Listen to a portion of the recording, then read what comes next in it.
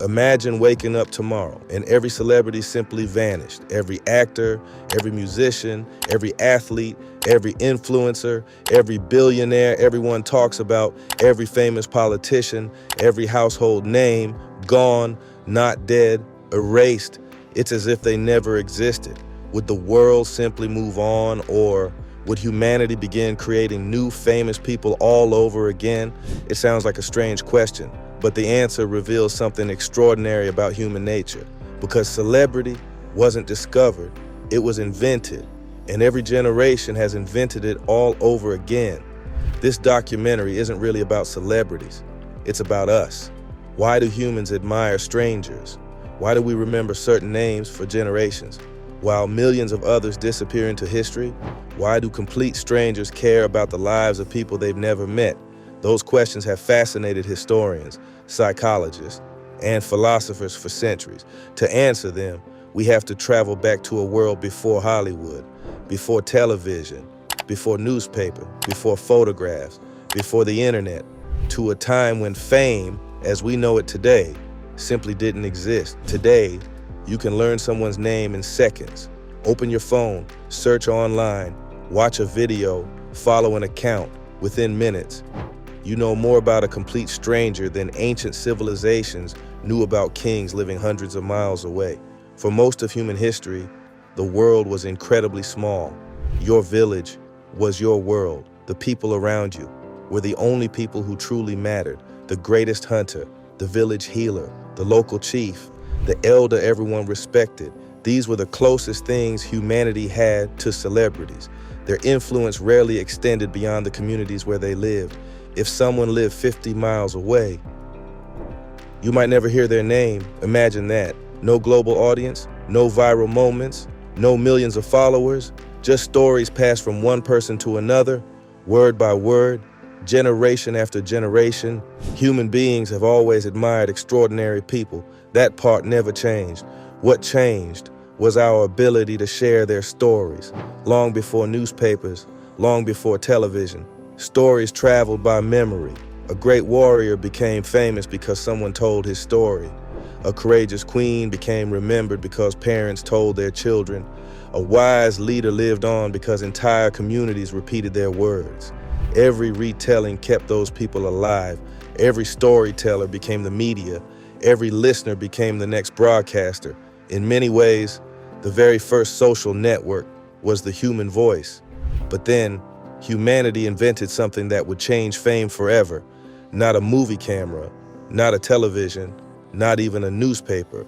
Something much older, something that would allow one person's name to outlive their lifetime and eventually reach people they would never meet. That invention would begin changing fame forever. For thousands of years, a person's reputation lived and died with the people who remembered them.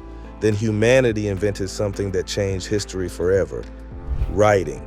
At first, writing wasn't created to make people famous. It was used to record trade, laws, taxes, and important events.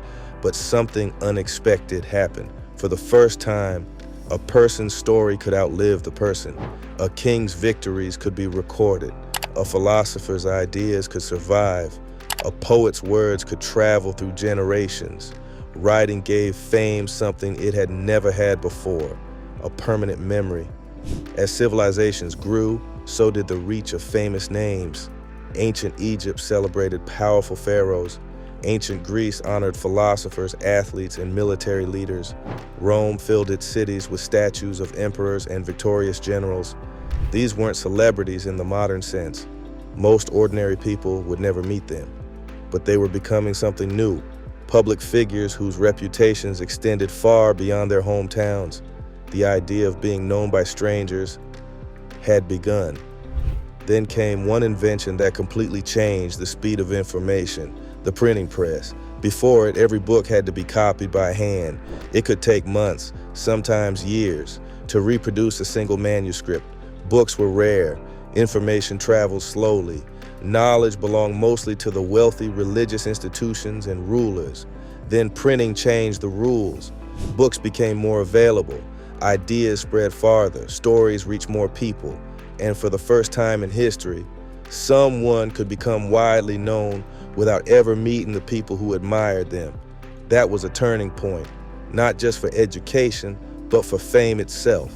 Writers became recognizable. Artists gained reputations beyond their cities. Explorers returned home to stories that spread across continents. Religious reformers inspired millions they would never meet. Fame was no longer limited by distance. Technology had begun multiplying human influence, and with every new invention, the audience became larger, the world became smaller, the possibilities became endless. Without realizing it, humanity was laying the foundation for modern celebrity. Long before movies, people gathered to watch live performances, actors stepped onto stages, musicians filled theaters, playwrights entertained crowds, the audience laughed together, cried together, applauded together, and something fascinating happened. People didn't just remember the performance, they remembered the performer. Names began attracting crowds. People returned to see the same actor, the same musician, the same storyteller. Talent had become a reason for recognition, and recognition slowly became fame. This was one of the first moments where people admired someone, not because they ruled a kingdom, not because they led an army, but because they entertained. That simple shift would eventually create an entirely new industry, the entertainment business. But humanity still hadn't created celebrity as we know it today. That transformation would require something even more powerful than books, even more powerful than theaters. It would require people to see famous faces with their own eyes, and once that happened, the world would never look at fame the same way again. For thousands of years, people heard stories about famous individuals, but very few actually knew what those people looked like. Then photography changed everything. For the first time, ordinary people could see the face of someone they had never met. That may not sound revolutionary today, but imagine hearing about a great king your entire life, then suddenly seeing his face. Photography made famous people feel real. Newspapers filled with portraits. Magazines displayed actors, inventors, politicians, and athletes. People no longer admired only ideas. They admired faces, and faces became brands. Then came Hollywood. Movie studios didn't simply make films, they built stars. Actors were carefully photographed, interviewed, promoted, styled. Their public image became part of the product. Movie posters covered cities, magazines followed every move. Fans waited outside theaters hoping to catch a glimpse of someone they had only seen on a screen. For the first time in history, complete strangers formed emotional connections with people they would never meet. Celebrity had become an industry, and attention had become incredibly valuable. Studios soon realized something important. People didn't just buy movie tickets, they bought stories. And sometimes, the story of the actor became just as valuable as the movie itself. Then television entered millions of homes. Now celebrities didn't just appear occasionally, they appeared every night. Families watched the same actors, the same news anchors, the same musicians, the same athletes. Entire generations shared the same cultural moments. Television created household names. Children wanted to become athletes. Teenagers wanted to become singers. Adults followed television personalities they had never met. The distance between ordinary people and famous people felt smaller than ever before. But another revolution was waiting, one that would completely change who could become famous. For generations, becoming famous required someone else's permission. A television network, a movie studio, a record label, a newspaper, a publisher. Then the internet erased the gatekeepers. Now anyone with an idea, a camera, and an internet connection could reach millions. Some did it with comedy, others with education, others through gaming, sports, music, cooking, or storytelling.